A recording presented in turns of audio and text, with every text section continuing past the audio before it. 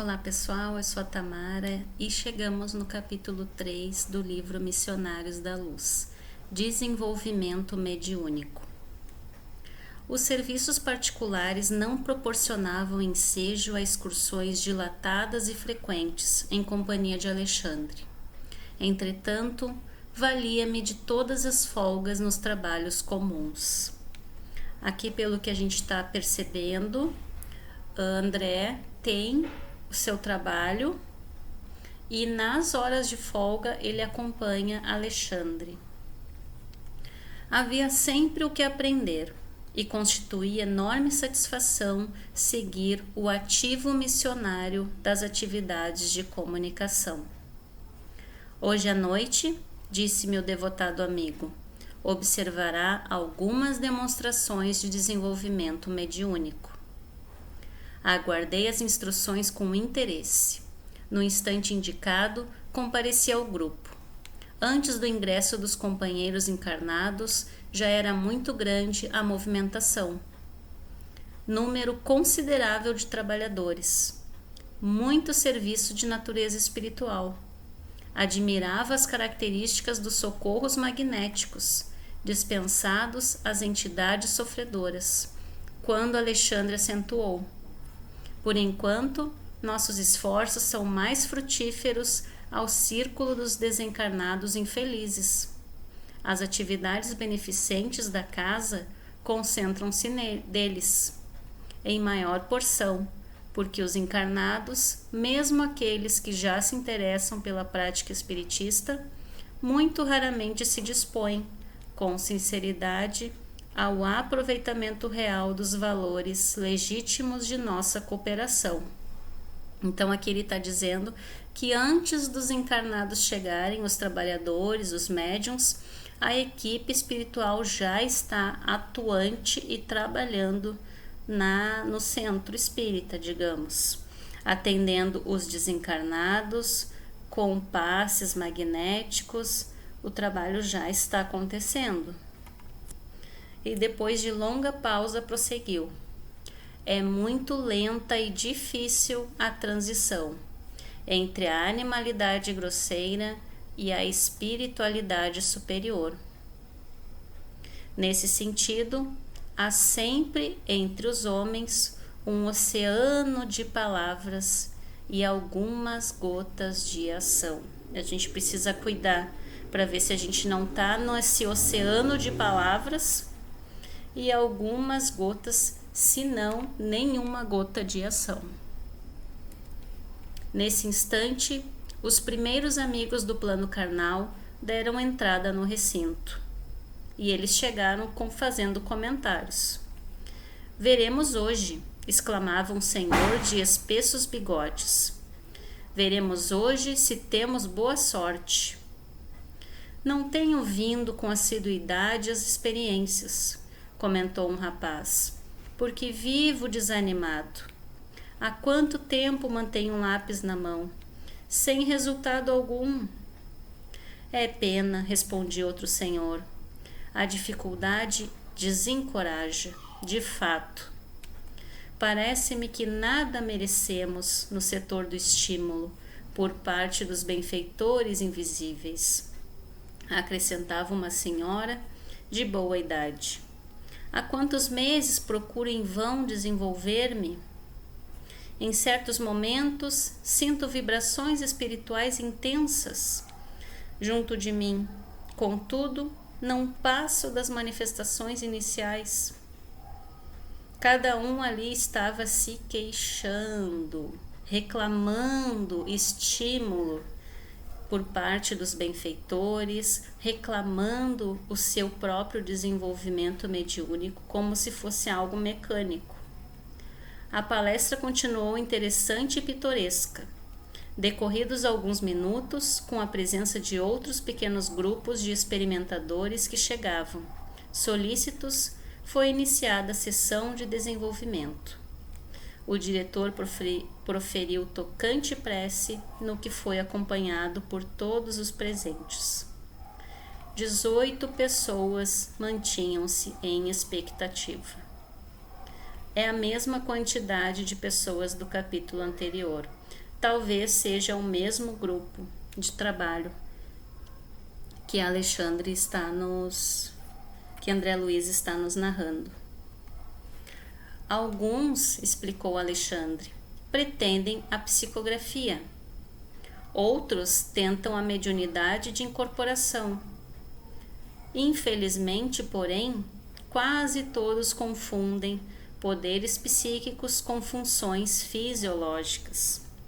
Acreditam no mecanismo absoluto da realização e esperam o progresso eventual e problemático, esquecidos de que toda edificação da alma requer disciplina, educação, esforço e perseverança.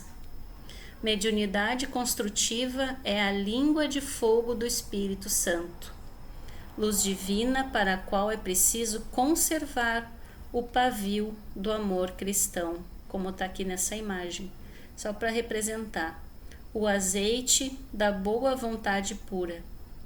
Sem a preparação necessária, a excursão dos que provocam o ingresso no reino invisível é quase sempre uma viagem nos círculos da sombra. Alcançam grandes sensações e esbarram nas perplexidades dolorosas. Fazem descobertas surpreendentes e acabam nas ansiedades e dúvidas sem fim. Ninguém pode trair a lei impunemente. E para subir, espírito algum dispensará o esforço de si mesmo, no aprimoramento íntimo. Dirigindo-se de maneira especial para os circunstantes, o instrutor recomendou: observemos. Postara-se ao lado de um rapaz que esperava, de lápis em punho, mergulhado em fundo silêncio. Ofereceu-me Alexandre o seu vigoroso auxílio magnético e contemplei-o com atenção. Os núcleos glandulares emitiam pálidas irradiações. A epífise, principalmente, semelhava-se a reduzida semente algo luminosa. Esse rapaz que ele está descrevendo pode ser esse aqui da imagem. Repare no aparelho genital, aconselhou-me o instrutor gravemente. Fiquei estupefato.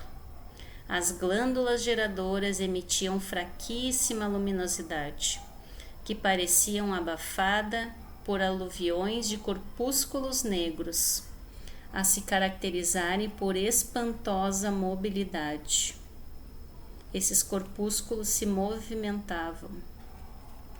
Começavam as movimentações sob a bexiga urinária e vibravam ao longo de todo o cordão espermático, formando colônias compactas nas vesículas seminais, na próstata, nas massas mucosas uretrais, invadiam os canais seminíferos e lutavam com as células sexuais, aniquilando-as. As mais vigorosas daquelas feras microscópicas situavam-se no epidídimo, onde absorviam famélicas os embriões delicados da vida orgânica.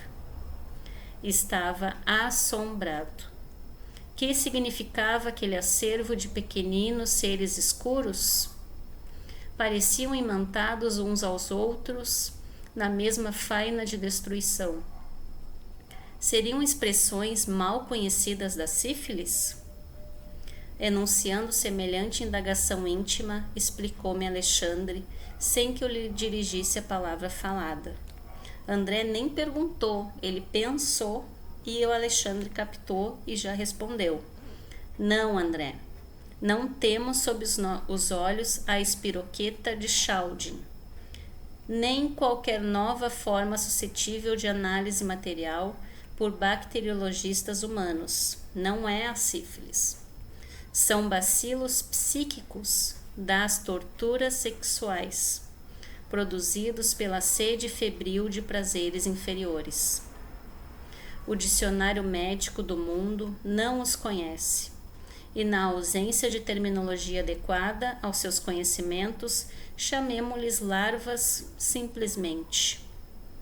Larvas psíquicas. Têm sido cultivados por este companheiro não só pela incontinência no domínio das emoções próprias, através de experiências sexuais variadas, senão também pelo contato com entidades grosseiras que se afinam com as predileções dele, entidades que o visitam com frequência, à maneira de imperceptíveis vampiros. O pobrezinho ainda não pôde compreender que o corpo físico é apenas leve sombra do corpo perispiritual. Não se capacitou de que a prudência em matéria de sexo é equilíbrio da vida.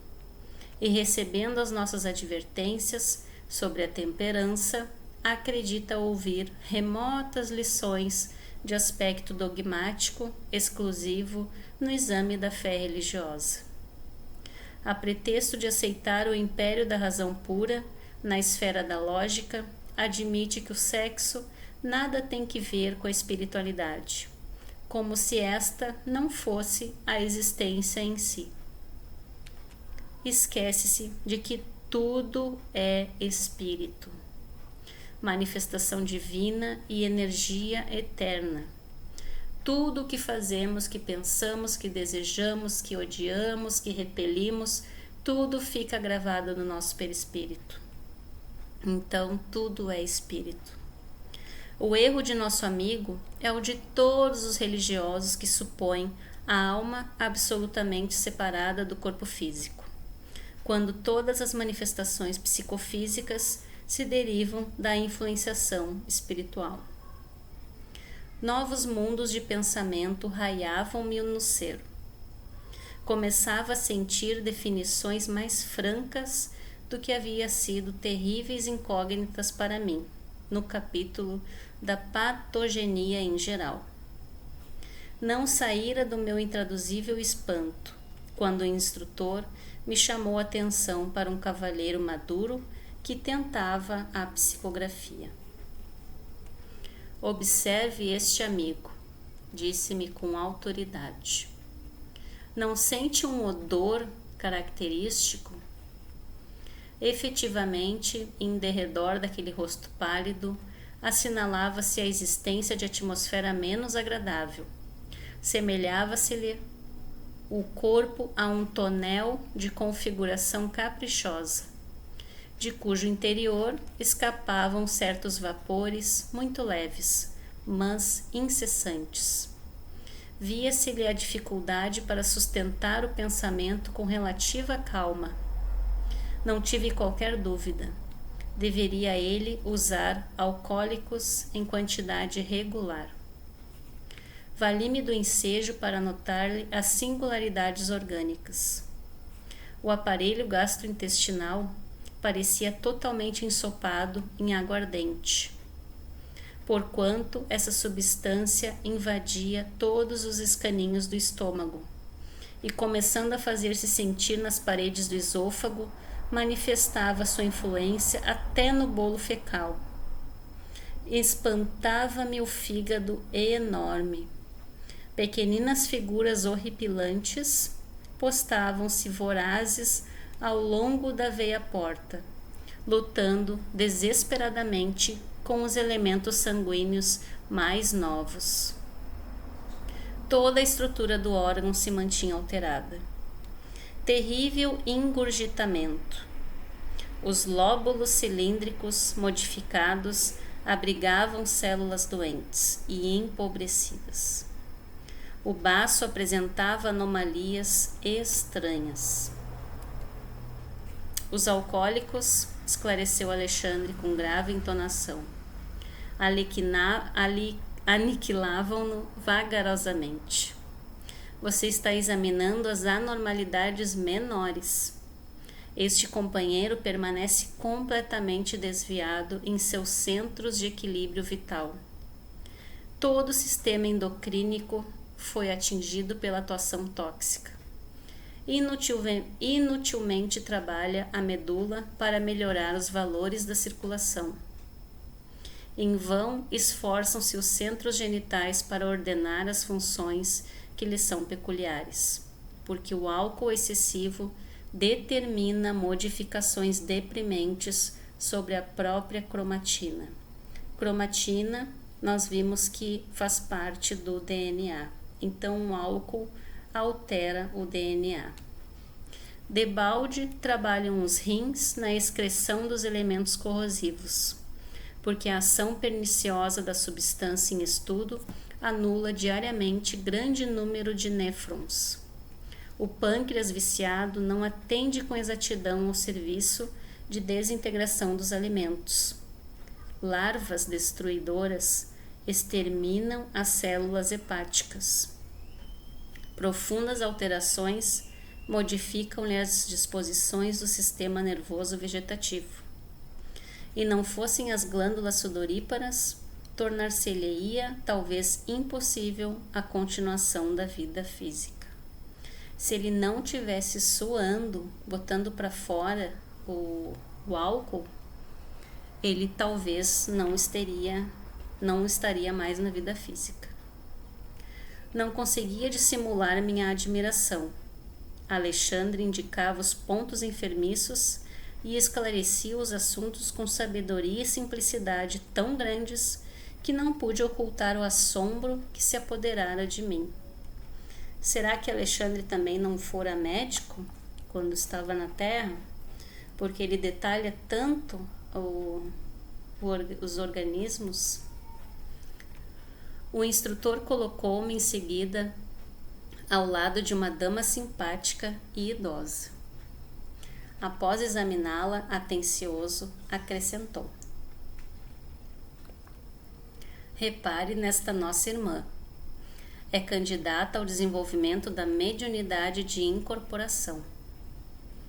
Fraquíssima luz emanava de sua organização mental, e desde o primeiro instante notara-lhe as deformações físicas. O estômago dilatara-se-lhe horrivelmente, e os intestinos pareciam sofrer estranhas alterações. O fígado, consideravelmente aumentado, demonstrava indefinível agitação. Desde o duodeno até o sigmoide, notavam-se anomalias de vulto. Guardava a ideia de presenciar não o trabalho de um aparelho digestivo usual, e sim um vasto alambique, como esse aqui, cheio de pastas de carne e caldos gordurosos, cheirando a vinagre de condimentação ativa. Em grande zona do ventre superlotado de alimentação, viam-se muitos parasitos conhecidos, mas além deles, divisava outros corpúsculos semelhantes a lesmas voracíssimas.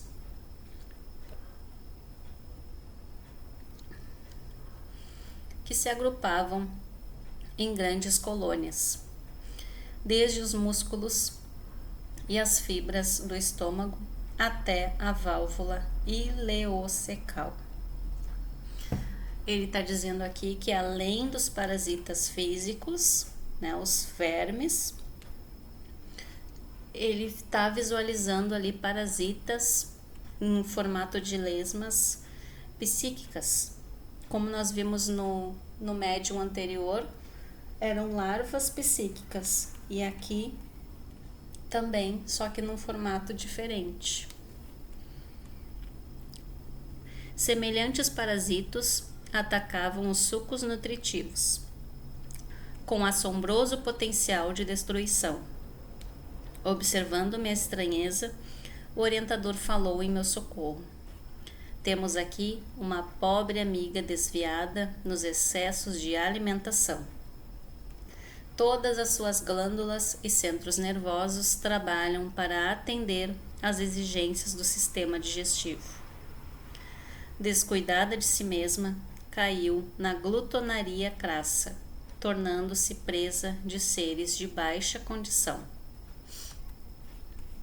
E porque me conservasse em silêncio, incapacitado de argumentar ante ensinamentos tão novos, O instrutor considerou.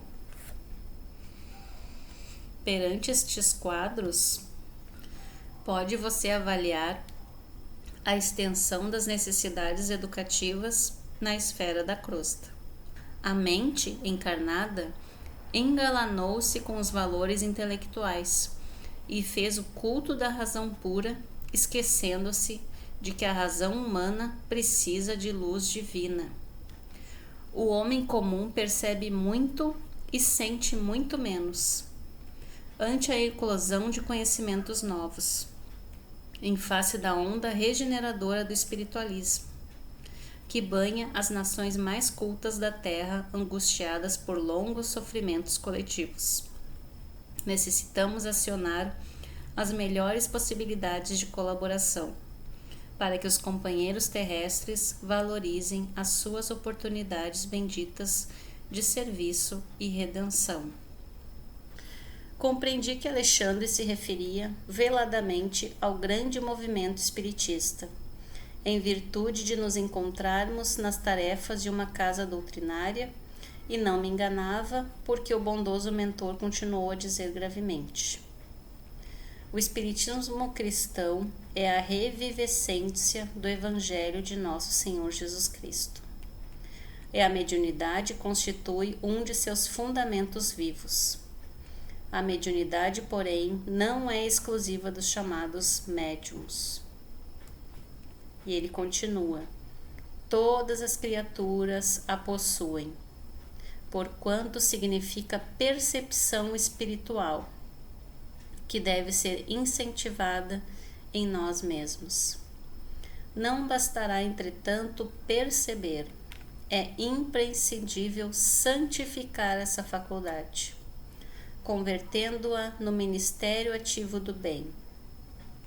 A maioria dos candidatos ao desenvolvimento dessa natureza, contudo, não se dispõe aos serviços preliminares de limpeza do vaso receptivo, que é o nosso vaso. Dividem inexoravelmente a matéria e o espírito, localizando-os em campos opostos. Quando nós, estudantes da verdade, ainda não conseguimos identificar rigorosamente as fronteiras entre uma e outro, integrados na certeza de que toda organização universal se baseia em vibrações puras. Inegavelmente, meu amigo, e sorriu, não desejamos transformar o mundo em cemitério de tristeza e desolação. Atender à santificada missão do sexo, no seu plano respeitável, usar um aperitivo comum, fazer a boa refeição, de modo algum significa desvios espirituais. No entanto, os excessos representam desperdícios lamentáveis de força, os quais retêm a alma nos círculos inferiores. Ora, para os que se trancafiam nos cárceres de sombra, não é fácil desenvolver percepções avançadas. Não se pode cogitar de mediunidade construtiva sem equilíbrio construtivo dos aprendizes, na sublime ciência do bem viver. Nós estamos vendo então que mediunidade, todas as nossas glândulas trabalham. Precisamos cuidar o desperdício de forças quando exageramos em bebida, em alimentação, em sexo, como a gente viu aqui, porque nós estamos emitindo fluidos o tempo todo.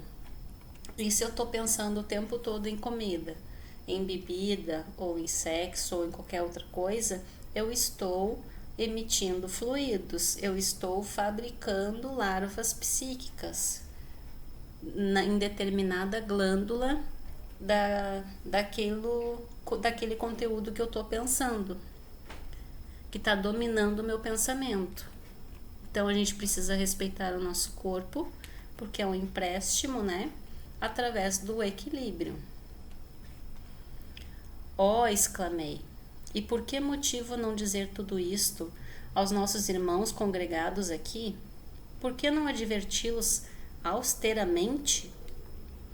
Alexandre sorriu, benévolo, e acentuou: Não, André, tenhamos calma. Estamos no serviço de evolução e adestramento. Nossos amigos não são rebeldes ou maus, em sentido voluntário. Estão espiritualmente desorientados e enfermos. Não podem transformar-se de um momento para outro. Compete-nos, portanto, ajudá-los no caminho educativo.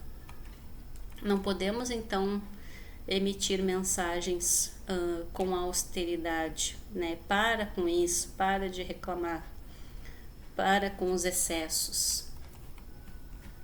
O orientador deixou de sorrir e acrescentou: É verdade que sonham edificar maravilhosos castelos, sem base, alcançar imensas descobertas exteriores, sem estudarem a si próprios.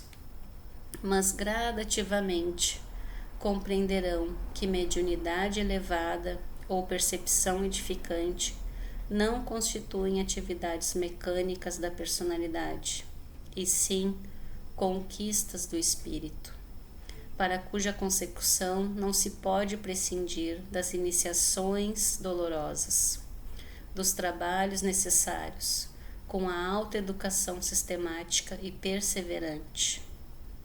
Excetuando-se, porém, essas ilusões infantis, são boas companheiras de luta, aos quais estimamos carinhosamente, não só como nossos irmãos mais jovens, mas também por serem credores de reconhecimento pela cooperação que nos prestam, muitas vezes inconscientemente. Os tenros embriões vegetais de hoje serão as árvores robustas de amanhã, e as tribos ignorantes de ontem constituem a humanidade de agora. Por isso mesmo, todas as nossas reuniões são proveitosas, e ainda que os seus passos sejam vacilantes na senda, tudo faremos por defendê-los contra as perigosas malhas do vampirismo. E assim a gente termina o nosso capítulo sobre o desenvolvimento mediúnico, capítulo 3. Um bom estudo a todos nós. Fiquem com Deus e até o próximo capítulo.